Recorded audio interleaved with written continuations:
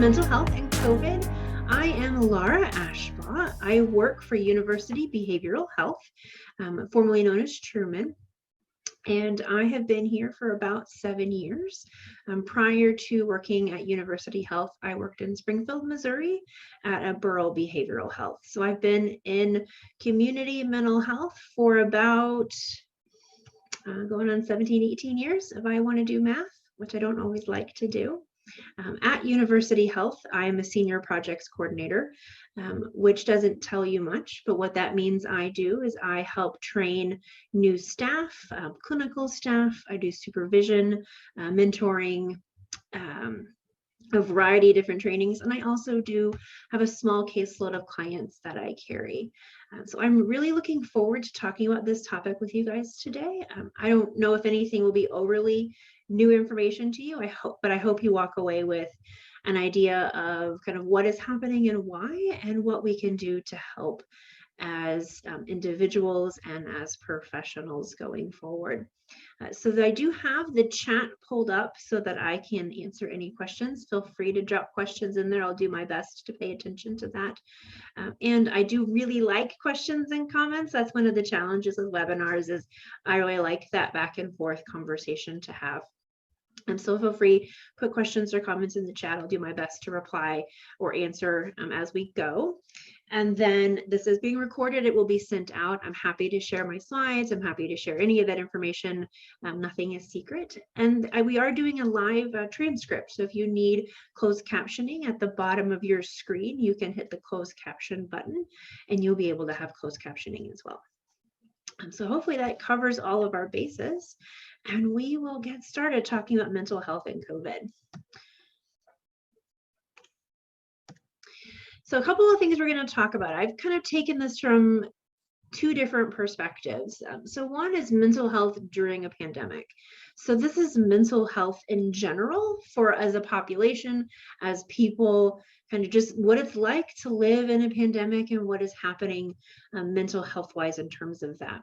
But then we're also going to talk a little bit about having mental health with COVID. And so what I mean by that is if you have been diagnosed with COVID, what does that do for your mental health, and how does that change? And what do we know about the differences for people who are experiencing COVID personally at a deep illness level versus just mental illness within living in the pandemic? And I do always want to end with something that you can take away. So I'm going to try and talk about some coping skills, things that you can do to help yourself, help people you know, help your clients, whatever role that you might be in, and to kind of continue living the life they want to live through this really challenging and unprecedented time in our lives and in our world. So that's kind of where I tried to hit, and the goals I'm hoping you walk away with. So I do want to give a word of caution. As with anything, talking about mental health can be triggering. And talking about we're talking about a pandemic that is not ended and that we are all still very much in the middle of. COVID is still very present in our lives. I'm still wearing a mask to and from my car into my office. I still see patients and still see clients virtually, and there's no end in sight to that. So I want you to be aware of that. Some of you may have had COVID. Some of you may have lost a loved one to COVID. Some of you might be essential workers or parents or any role that has brought you into contact with COVID in a unique and special way that is going to probably bring up some emotions through this conversation. And this is unfortunately a very hot button topic. And so all of that being said, I really want to be mindful of your own experience. Do what you need to do to care for yourself during this time. I hope that you are able to set this time aside so that you can pay attention, to really walk away with something that I hope you walk away with, something valuable for yourself. Because I know as someone who's taken webinars, who does webinars and emails and answers questions all at the same time, I hope that you can take the time to separate and really just focus for yourself and for those that you help and support. So just a word of caution as we move forward. So let's talk about mental health within a pandemic. Now these stats, I think, are about 6 months old. So this might be a little bit different now than when it was back then, but I think the principles are still the same. If anything, it's potentially worsened. So what we have found is that just across the board, 55% of people are reporting experiencing a mental health issue since the onset of the pandemic. So in our society, in our culture, we're looking at a little more than half of people are experiencing something mental health related since this started, which is a pretty huge number of people if you really think about it. And then adding to that, I found this really interesting, the statistic that 74% of people were within the 18 to 34-year-old range. So what we're finding is this is affecting younger people a little bit, and it's hard to say more, but more of them are reporting mental health issues versus those who are potentially older. And just to give a couple of my own experiences as a professional and what I've seen with this population, we do tend to kind of give this group a hard time a little bit. But I do want to recognize that their experience in this world and our culture, their experience as a cohort is going to be very different. So what I have noticed personally in my work with this particular age group is, one, a lot of them tend to be more open about mental health. They tend to be more comfortable talking about mental health issues, talking about the fact that they see a therapist. Practically every single one of my early to mid 20 clients, it's like, oh yeah, all my friends know I have a therapist. They all know who you are.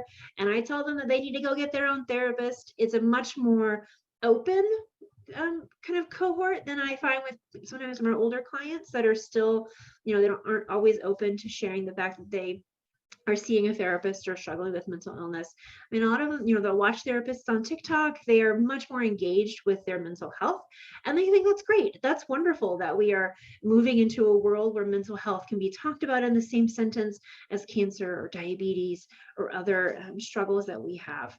I also think about this particular age group. If you do the math, so that top end 34-year-olds were born about 1996. And so if you think about what has happened in our world since 1996, they were in, kindergarten, they were in early elementary school when 9/11 happened.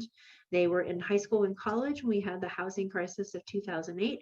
And now they're in their mid 20s to late 30s or early 30s, having children, getting married, living out in the world. And now we're living in a pandemic. Their lives have been, I don't want to say dictated, that's probably too strong of a word, but have been very much driven by crisis to crisis to crisis. And so their worldview is going to be a little different than, say, mine, who I was born in the early 80s. And I remember a time before 9/11. I remember what that life was like. I have a different perspective on crisis and uncertainty, and that changes our interaction with it, as does any age group. So just to give that group a little bit of a credit, they've had a rough go of it, as we all have, but it makes sense why they may be experiencing a little bit more of mental health challenges or being more open to those mental health challenges than maybe some of the rest of us are. When we find mental health, there's four main areas that we see, and this doesn't surprise probably anybody. The most common issue people report is stress, followed by anxiety and depression, and then ultimately loneliness or isolation. And that makes perfect sense considering what is happening within the pandemic and what that looks like. So when we think about why or what factors that are affecting our mental health, I think the number one, and there's no particular order to these, but I would say that top one is probably a sense of uncertainty. Uncertainty is a kind of the classic hallmark of this entire pandemic. What we did in the beginning of the pandemic is very different than what we're doing now. Every day, the information changes, and that is, part of mess science. It's messy, and we're learning, and we're trying to make sense of things at a rapid pace. And that is a very uncomfortable place to be. I would also kind of argue that particular age group, this 18 to 34-year-olds, they have never really lived in a world where we didn't know things. If you think about being born in 1996, they grew up with smartphones. They grew up with the internet. They grew up with, and what's important about that is they grew up with the ability to look something up in the palm of their hands.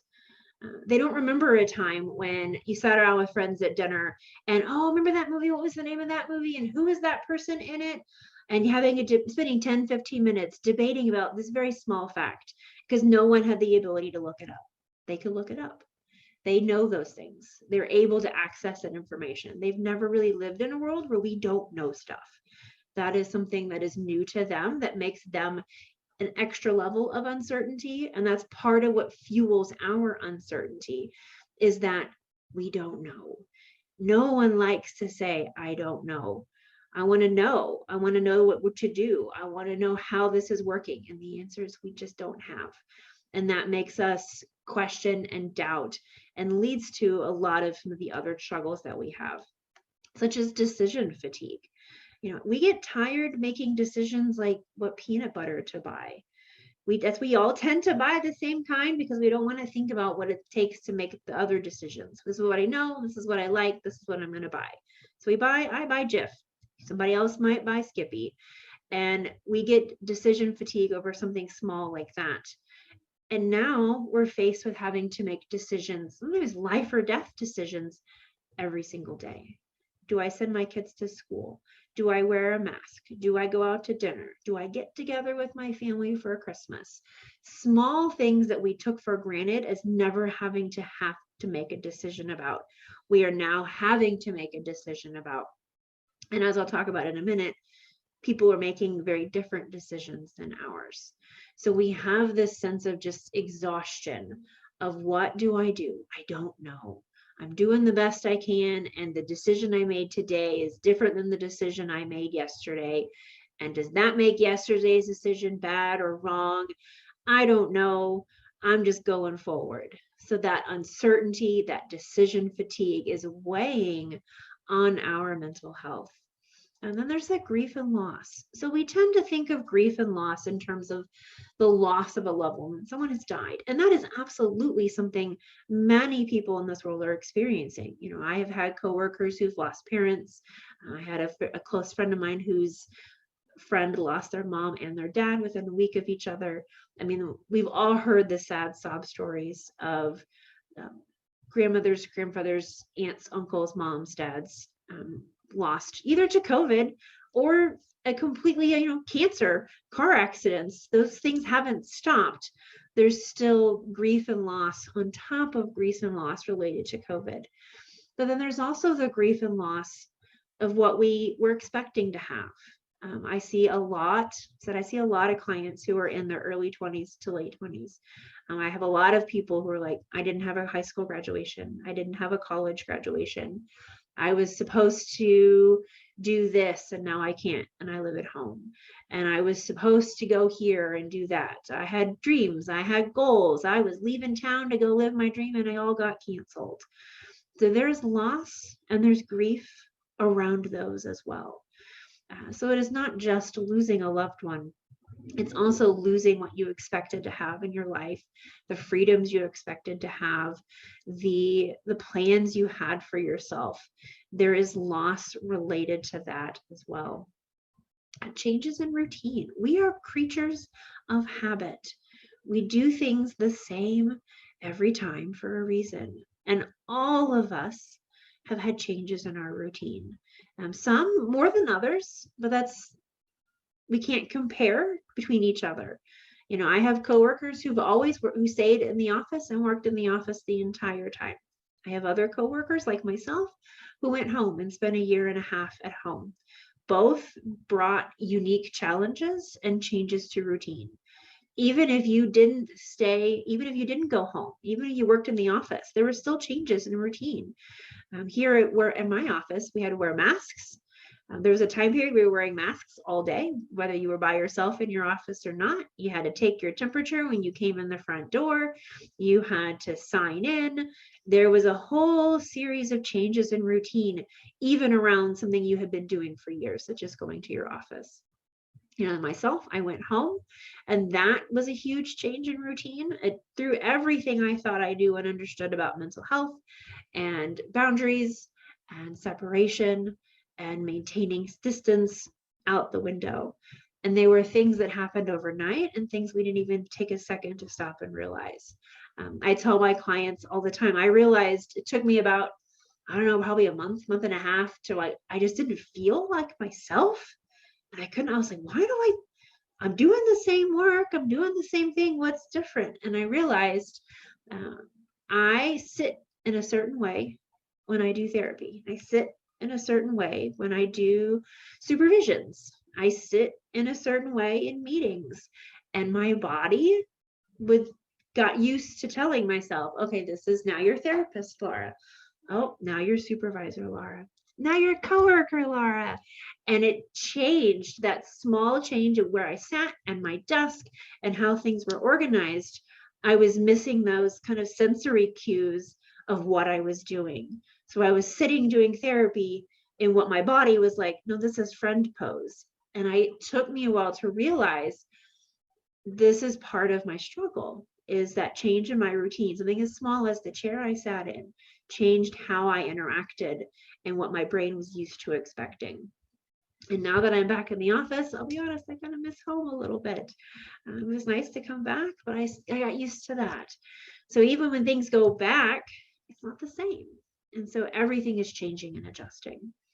And on top of all of this is conflicts and divides.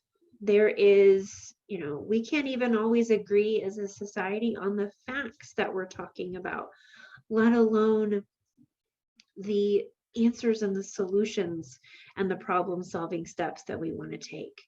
I think about, I have a 6-year-old who started kindergarten this year, and all the discussion around schools and the expectations in schools, and masks versus not masks, vaccines versus no vaccines, the decisions that we're struggling to make, that everyone is struggling to make and is making different decisions about, and is expressing their feelings about those different decisions in lots of ways. And so we feel the conflict and a divide as a culture, as a country. We also feel it interpersonally. We feel it inside our families. I mean, I know I have families that don't speak to each other anymore. Siblings aren't talking to each other. Siblings are on opposite ends of the spectrum and are struggling to come to a middle. And those are things that have happened. Families have always been torn apart for wide varieties of reasons. We just have a lot more reasons that can help divide us. And so the conflict, the divide, the decision fatigue, the sense of uncertainty, the loss, the change in our routine, all of these factors, and probably others that I haven't mentioned or that you maybe have experienced yourself, are relating to and connecting back to an added level of stress, an added level of anxiety, an added level of depression and isolation, on top of the regular things that we deal with every day. So I always talk about clients and refer to clients about, what you're experiencing is normal, and you're trying to do it in a pandemic. We're just adding to what is already challenging as a way to live. So all of this, it makes sense that mental health is on the rise. Mental health struggles, or half of us are experiencing mental health struggles. It makes perfect sense when you put it in that context. And we'll talk about what we can do about it here in a little bit. But let's take a second to talk about those who've gotten COVID. So all of this is about just living in this world. Whatever that looks like, whatever role you have, living in this world of COVID, that is related. Now, this is for people who have gotten COVID, either have it currently or have gotten it, and the mental health struggles that come with that, because it is a little bit different. So here's what we know. And I put an asterisk there next to what we know, because like anything, we're still learning. There's still a lot of information coming out. There's still a lot of research being done, and people looking at what is happening and ultimately why is this happening. So here's a little bit of what we know. A couple of different studies have pointed to there is a link in an increasing mental health symptoms after having received a COVID diagnosis. So a study published by The Lancet, they found 18% of patients with COVID-19 develop a mental health issue within 3 months of that COVID-19 diagnosis. And to give context of what that means, well, 18%, that's not everybody. That's double those who didn't have COVID. So those who didn't have a COVID diagnosis, about 9% of them developed a mental health. If you had COVID, double that. So that tells us something. There's a connection there. There's something between COVID and mental health. Same kind of thing. Oxford found 6% of adults diagnosed with COVID-19 will develop a psychiatric disorder for the first time ever within 90 days. So similar And within that, 3 months, 90 days. And I think the key for this one, for the first time ever, what that tells us is this isn't people who had pre-existing conditions. This isn't necessarily people that we can't write it off. Oh, well, they were already predisposed. They already had mental health. Then they got COVID and that made it worse. This is saying for the first time ever, prior to having COVID, no symptoms of mental illness. After COVID, 6% of them were diagnosed for the first time within 90 days. And to give a comparison, 3.4% of people who didn't have COVID were diagnosed for the first time ever within 90 days. So again, about double the people who had a diagnosis. If your diagnosis was COVID, you were more likely to have developed or got diagnosed with a mental health issue afterwards. And they found that having a psychiatric disorder in the year before testing positive for COVID had a 65% greater risk of getting the disease. So this is the group that had a psychiatric disorder prior to their diagnosis and a year prior to their diagnosis. And they were at greater risk of developing COVID. So there's on both ends, we see those who have never had a diagnosis, never have symptoms, they get COVID and they have a greater chance of getting mental health struggles. And we also see those with mental health struggles having a greater chance of getting COVID. And so now one thing that's very important to note about this, and I teach Introduction to Psychology, and this is a phrase that I say all the time. You may remember this from your own intro psych days or introduction to research days, is that correlation is not causation. So it's really important to note all of this research all these stats, all this data is correlational. So what that tells us is we know there's a connection. Now, is COVID-19 causing mental health issues? I don't know. Maybe, but this is not what the research shows us. What the research shows us is there's a connection. The question is, what is that connection? Is it the disease itself, or is there some other process that is leading to this? And that's where we're still trying to learn and make sense of. We're trying to kind of gather more information about. We know there's a connection. The question is, what is that connection? So here's a couple of theories. So let's talk about the psychological aspects of having COVID. So the psychological aspects, just simply having a diagnosis. If you think about it, so COVID is novel, meaning it's new. No one's ever had it before. This is something we don't know that much about. It is potentially life-threatening. Just getting a diagnosis can trigger stress and anxiety, which makes perfect sense. Just recently, I've had a rash of clients who've come back and said, I'm positive, I'm positive, I'm positive. And then they tell me their symptoms, what their experience has been. For some, it is actually almost a little bit of a relief because they've been so afraid of getting it this whole time that now that they have and they've kind of like lived through it, they're like, oh, I'm okay now. Others, it's this sense of like kind of utter despair, like, oh my gosh, I got it. I didn't do the right things. Everything is wrong. Everything is bad. So just getting a diagnosis, just getting that positive can trigger stress and anxiety, which makes perfect sense. And testing positive means you have to isolate, which means you're separated from people you love and your support system. When we're sick and we don't feel good, the last thing we want is to have to cook our own food and drag ourselves to the bathroom. And, we want to sit on the couch and have our mom bring us, chicken noodle soup and tea and bring us the remote control and take care of us. And the reality is that we have to isolate. And, I've had people who, move themselves into the basement or move themselves into an upstairs room and lock everyone away to try and keep the rest of their family safe. Now we can argue whether that's right or wrong, but the reality is that we want to be aware of spreading a disease. So testing positive means you isolate. So you have this stress and anxiety from testing positive, and then you have some more stress and anxiety and a lack of a support system when you have to isolate. Battling the disease, again, adds uncertainty. it's uncertainty of all the different ways to prevent it or not get it, or how to live my life.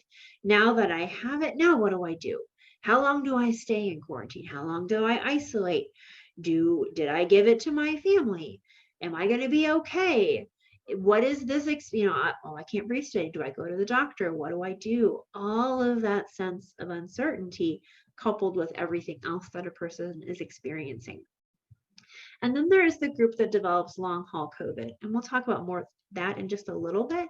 But I did want to touch on the fact that if you develop long haul COVID, you now have to then cope with an even more uncertain future. We know even less about long haul COVID than we do about COVID itself, which isn't saying much. You don't know much about any of it. And so you have to make changes in all aspects of your life, and leads to a greater sense of uncertainty. So all of these pieces is that psychological aspect of having COVID-19. And there's probably more, but these are some of the kind of major, kind of more in the obvious ones that we wanted to be sure and hit on. Now, there are some physiological aspects. So this is on the more the physical side, what our body is experiencing. So we know that COVID-19 patients have some can have neurological complications. So having COVID-19 can lead to confusion, dizziness, delirium, other cognitive impairments. People will talk about a sense of brain fog, or it's almost like they're trying to think and wade through like just kind of like mud and goo, and it just takes a lot longer. That can affect how our brain functions, and of course our emotional and psychological reaction to having the illness. There is some research that suggests that potentially COVID-19 is damaging the brain's blood supply and leading to swelling in the brain. Again, anything that happens in the brain and happens to our brain physiologically is absolutely going to have psychological effects on us. So there are some theories that the mental health issues are related to blood supply or brain swelling. Also, we know that COVID-19 can lead to difficulty breathing, shortness of breath, lack of oxygen. And we all know oxygen supply is important for our brain. So if we have a diminished oxygen supply, we could also be diminishing the oxygen supply to our brain. And again, anything that happens to our brain is going to affect our mental health. And last but not least, it can disrupt our circadian rhythm. So impairment in sleep, there's solid long-term research that shows a lack of sleep or struggles with sleep have direct effects on our mental health. So if COVID-19 is impairing our circadian rhythm, it in turn can lead to anxiety and depression and other cognitive changes simply because that change in sleep. So all of these factors, so we have the psychological, the stress, the anxiety, the isolation, the uncertainty, the separation, all of those emotional, psychological reactions to having COVID-19 that makes sense, that fits within our understanding of depression and anxiety. And then we add to that what the disease is doing to our bodies itself and how that is affecting our mental health as well. Because as much as our society likes to separate the two, the brain and the body are one and the same, and the two work directly together. So if we're not sleeping, we're lowering our oxygen to our brain, we're lowering our blood supply to our brain. We are going to have some mental health struggles afterwards. And so the last piece I want to talk about before we start moving into what do I do about all of this is kind of looking at the course of COVID. So most people will fall into one or two groups. 80% of them will have a mild reaction and recover within about 2 weeks. You can have others will have a more severe response and can take up to 3 to 6 weeks to recover. And there is a group, about 10% of people who don't fall into category 1 or 2, but they experience prolonged symptoms, either 1, 2, or even 3 months or beyond after they've been infected. This is the group that we kind of refer to as long haul COVID, and that's sort of becoming kind of the name for this group. They have COVID symptoms and continue to have COVID symptoms long after most everyone else's symptoms have kind of abated. So what we know about long haul COVID, like I said, we know less about long haul COVID than we do COVID itself, which isn't much. And that's part of the frustration for this group of people, is doctors can't give them a lot of answers. And as anyone who doesn't feel good, you desperately want answers. So one of the couple of interesting things about long haul COVID is there doesn't seem to be a clear pattern of who develops long haul COVID. It both mild and severe cases can lead to long haul. Whether you're old, young, healthy, chronic condition, if you were hospitalized, if you weren't hospitalized, all of them can end up in this category of long haul COVID. So that's not like, oh, I was okay. I just had a little bit of a cough, a small fever. I'm not going to get long haul COVID. We don't quite know. There's a connection there somewhere. There is something, there's some similarity, there is some pattern. They simply just haven't found it yet. Every case is unique. So what happens with people with long haul COVID is often these are the symptoms that don't go away. They will have continued coughing, continued tightness of breath, shortness of breath, headaches, fatigue, brain fog. Some will even not regain their sense of smell or taste. I had a client once who did not, I saw her for about 3 or 4 months after her COVID diagnosis. And in that time period, she had not yet regained her sense of taste. She was starting to get a small smidge here and there, but not near what she had had before. And I had another client who had a sense of taste, but he described it as everything tasting really disgusting. So that made it even more of a challenge for him to eat, and that sense of frustration of, I know I need to eat, it's important, and I can't, and I don't want to because everything I eat tastes like cardboard or it tastes disgusting. And so people with long haul, they're experiencing these symptoms. No one really knows why they're experiencing the symptoms, that they just are. And it leads to that greater sense of uncertainty and doubt and frustration because they want to live the life that they had. And so we are doing a support group for long haul COVID, starting, I believe it starts next week, that we're going to do to give them a space to talk, to feel not so alone. I've had a lot of clients who feel like they're the only one. And when they find out that there are others like them, it gives them a sense of kind of relief and a little bit of peace, knowing that that their symptoms are real, that others are experiencing something similar. And then also gives people a space to share what is working for them so that they can learn from others in a support group environment. And yes, it will be virtual. We'll be doing it over Zoom, so people can access it from anywhere. And that also allows people to not have to take the energy to get up and out of the house. They can access it from their own home. We can send that information out with the recording of the video at the end. And it is free. It is through the Show Me Hope grant. So that will not, and actually, that's a great question, Ashley. I'm doing a separate support group for family members that starts the week after. So we're having 2 groups. We're going to have one group for long haul COVID, and then we're going to have a second group for family members or caregivers of those with long haul COVID. We felt like they both needed a space for support, but that it might be helpful to have 2 different spaces for them. Because I know some of what I have heard from clients is they feel like their family members are frustrated, their family members are angry, but their family members also just want to help them but don't know how. And so we're going to take both of those and do 2 separate support groups. So it'll be a support group with a little bit of psychoeducation of coping skills that they can use to help themselves or try out to help themselves. Because it is something, there's not a lot of research out there. I looked, I was like, what works with people? And we don't know yet. So we're going to try something to provide some help and support for those who are experiencing this. Great question. Thank you, guys. So what can we do? Okay, so now I'm going to be very honest. None of this is the easy, quick, end-all answer. And I think that sometimes I feel frustrated as a mental health professional that I don't have a magic wand to make it all go away. And that what I do have to offer sometimes is a mindset shift. But I know that mindset shifts make a difference and can help. I know that because I live it personally. I personally use all the things that I talk about, and they're not easy. And so I know it's not the answer everyone always wants, but it's the answer that we have.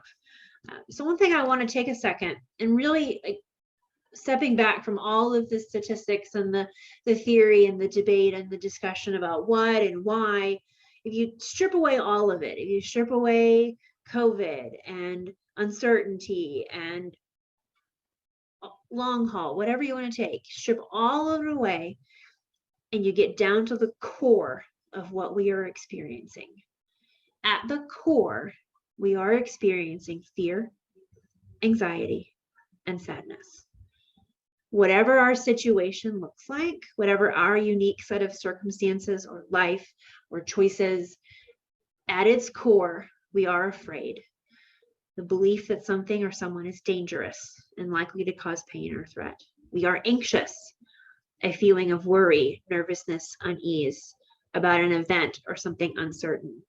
And we're sad, which is sorrow and unhappiness. And what I really want to stress about this, fear, anxiety, and sadness aren't bad and they aren't wrong. They are emotions that serve a purpose. We're supposed to be afraid when things are scary. If I'm in the woods, in the dark, by myself, and I hear a bear growl, I'm going to be afraid. There is no coping skill. There is no thing that I can do that is going to make me not afraid in the woods when I hear a bear growl. I'm supposed to be afraid.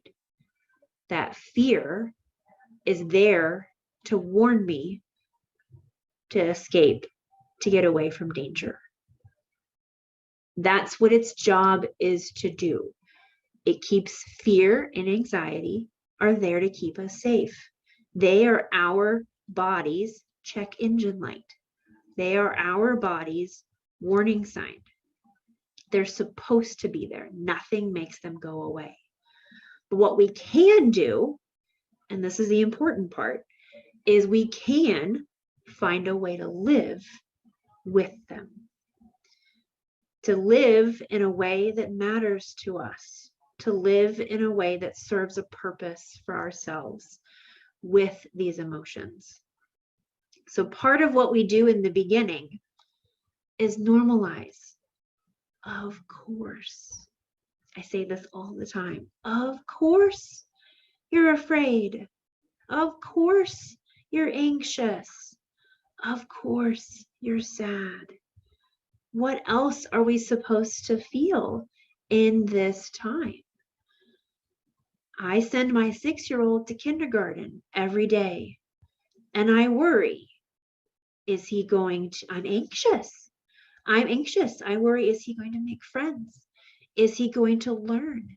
Is he going to be a wild, ruckus, crazy kid? Is he going to get hurt? Is he going to fall on the playground? Is he going to be kind? Is he going to, I worry about all those things. That's natural. Of course I worry about that. And I worry, is he going to wear his mask? Is he going to get sick? Is he going to bring it home? Is he going to have to do an active shooter drill?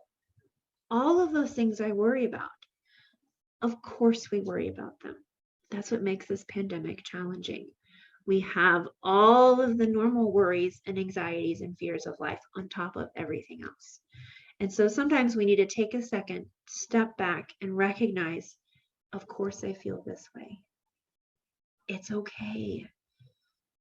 There's a bear in the woods that's growling at me, and I'm stuck here in the woods listening to him growl. That's the world that we're living in with COVID. And even if tomorrow we woke up and they told me and they told us, hey, COVID's gone, it's all over, the fear and the anxiety and the sadness is still going to be there. It's not going to just disappear overnight. And so taking a second to really sit with your emotions and acknowledge, this is how I'm feeling. I'm afraid, I'm anxious, and I'm sad. Of course. Of course I am. I will give one more example before I go to the next idea. The concept, I talk about those young groups, those youngers. I have my early 20s, mid 20s clients, and they come to me and they're like, I'm so sad, I'm so alone, I don't have friends. And I'm like, yeah, I of course. I remember being in my early 20s.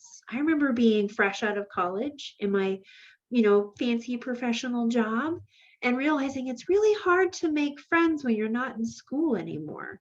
That's already hard. And now you're trying to do that in this world. Of course, you're feeling alone. Of course, you're feeling isolated. And of course, you're scared. So what do we do about that? How do I live my life with these emotions?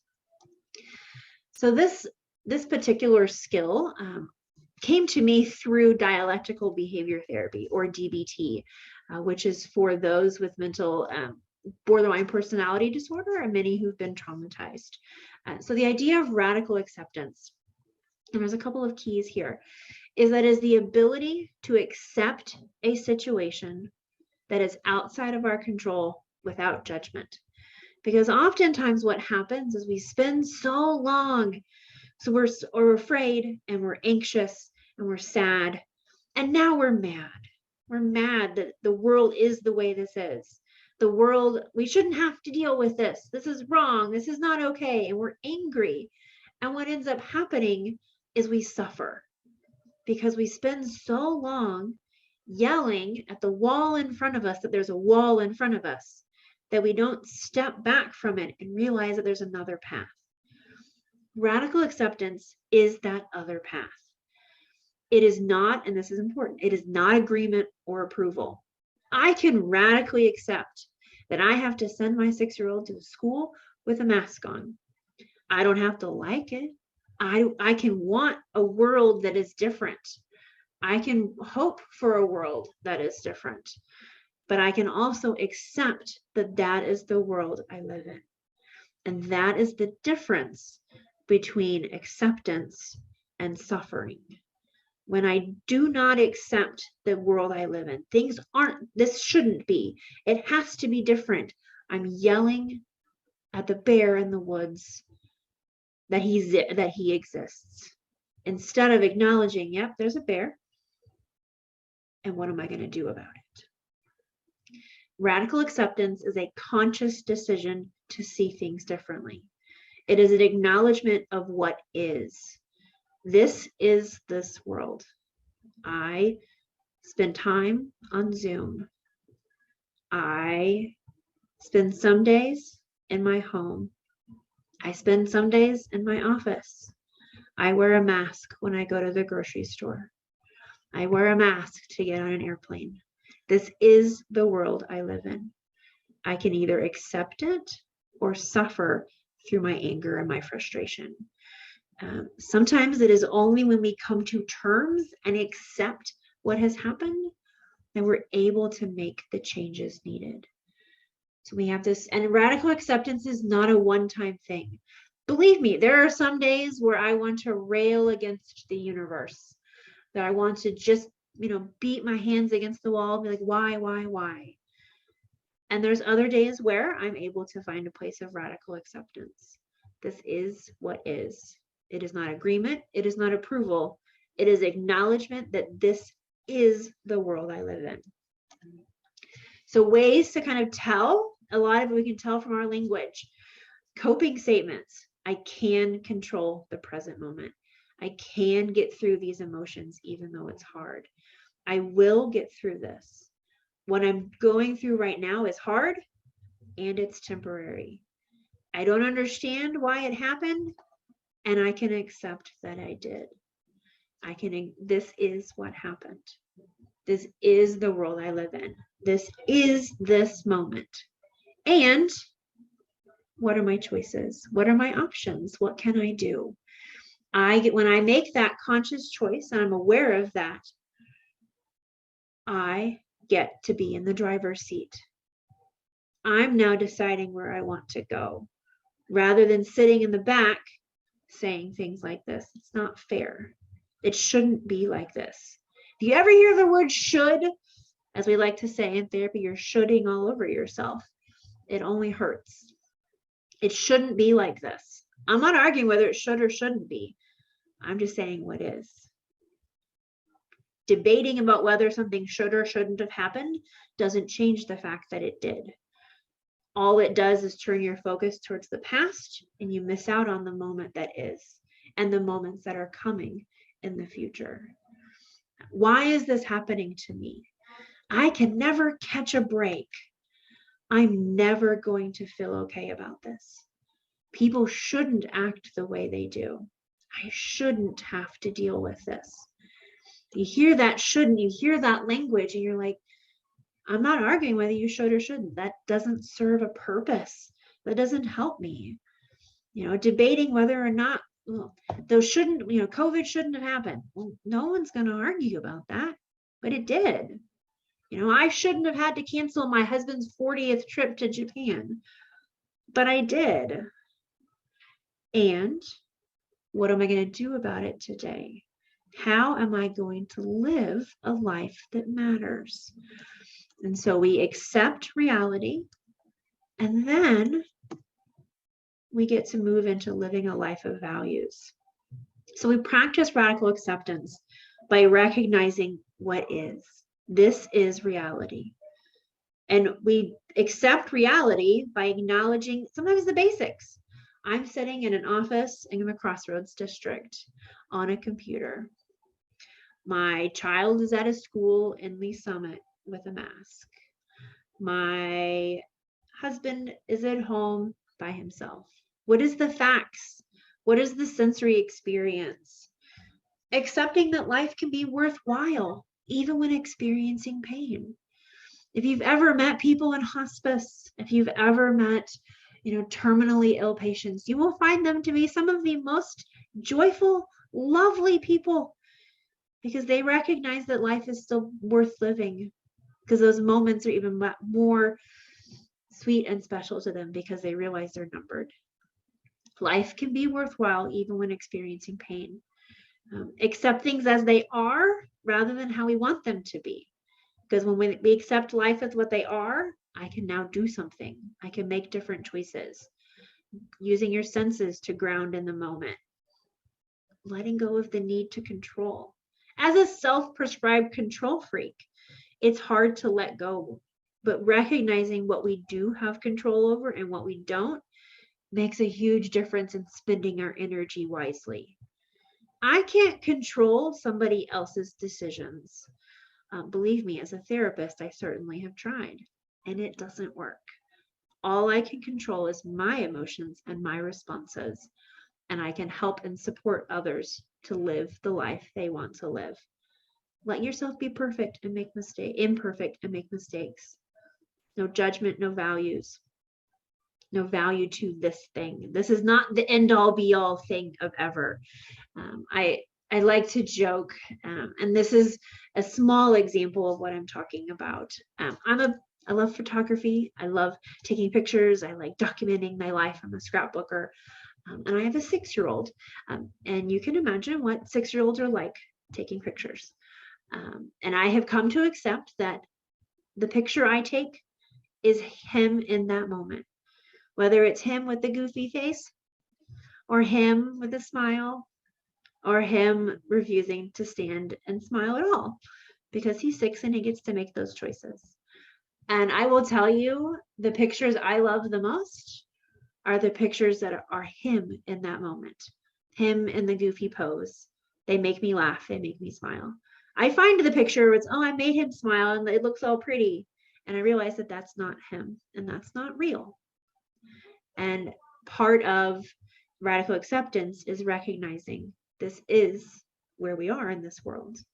This is my child who stuck his tongue out at a picture because he's goofy. That's a small example, but this is our world. I wear a mask. You wear a mask. We live in our homes. And on occasion, I get to go to work in my pajamas, which believe me, I miss more than anything, having to come back to the office again.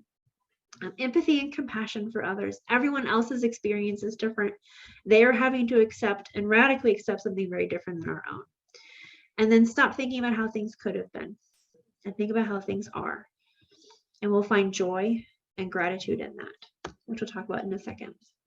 So we accept the world as it is, and we live according to our values.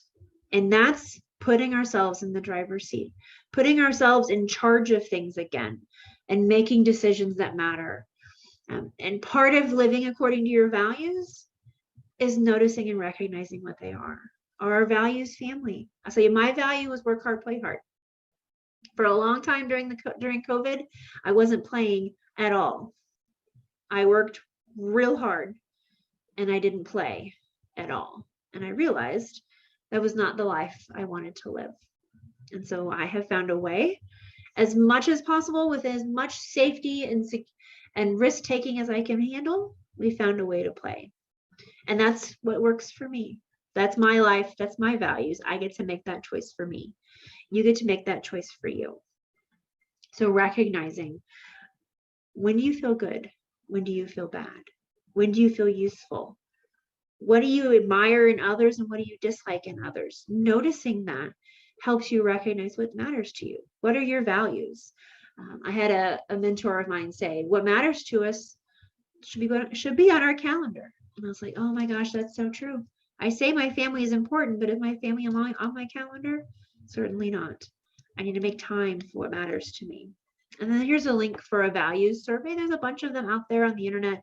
That's just one that kind of helps you narrow down and put some language around your values. And then when you're faced with a decision, what's important to me? When I send my child to school, what is important to me in making that decision? When I keep my child at home and I homeschool them, what is important to me? What larger purpose do I stand for? So we accept the world that is, without judgment. And then we make decisions from a driver's seat, from a place of control of how am I going to live my life? And what does that look like for me? What are my values and how am I serving them through my everyday decisions? And then ultimately, we practice gratitude. So this is something that I'll be very honest, sometimes I feel very trite saying, because it's like, oh, feel grateful, yay, the good things in life. But here's the thing. Our bodies, our brains are hardwired for fear and anxiety. That's their job, to keep us safe. I don't have to think about what makes me afraid or what makes me anxious. I don't have to worry about that. Body and brain have that under control. I have to use my frontal cortex to balance the fear and anxiety. And I do that through gratitude. I do that through noticing what is good. We're not hardwired for that. We have to make a conscious, concerted effort to do so. But when we do, we are balancing our natural tendencies towards fear and anxiety. Fear and anxiety is going to always be there. We don't have to worry about it. It's our warning sign. But we have to balance with gratitude. And there's several different ways you can practice gratitude. These are a couple of examples of noticing the good things in life. Just taking a moment and just thinking 3 things that you're grateful for. Writing those things down. Writing it down makes a huge difference, because what we're trying to do is we're trying to sink ourselves into those moments. We're trying to connect with what matters to us in those small ways, because we have to balance that brain. You know, I think about, as I was putting this together and preparing for today, I was thinking about, what am I grateful for? And it's the small moments in life that matter. It's the moment this morning when my son said goodbye to me as he's going to school. He happened to walk in as I was watching one of those, I'm gonna say silly because I don't want to diminish them, but I have an iPhone and it makes me movies every day of my giant catalog of photos. So every day I get we made this for you. And today was a trip to Seattle that we took when he was a year old. So I was watching a little 3-minute movie that my phone put together for me. And he came in, he's like, hey, mama, I'm going to school. And he started crying as he was watching the video with me. It was a literally 3-minute interaction where I got to say goodbye to him to go to school. I got to remember him as a small child, and it made me happy. And I am grateful for that small moment in the technology that existed, that my phone makes movies for me. But it's the small things that matter. We have to take the time to notice. Let your brain worry about the fear and anxiety, and you turn your brain on and notice what matters to you. Savor it, soak it in, and express it. Show your appreciation to someone by saying thank you, writing a thank you note, expressing that sense of gratitude, telling people in your life how they make you feel and what they mean to you. When we express gratitude, particularly to those that we care about, if you notice what's happening, in order to express gratitude, I have to notice and savor it and then express it. So it's really adding to that experience of gratitude by kind of making it stickier. There's more to it.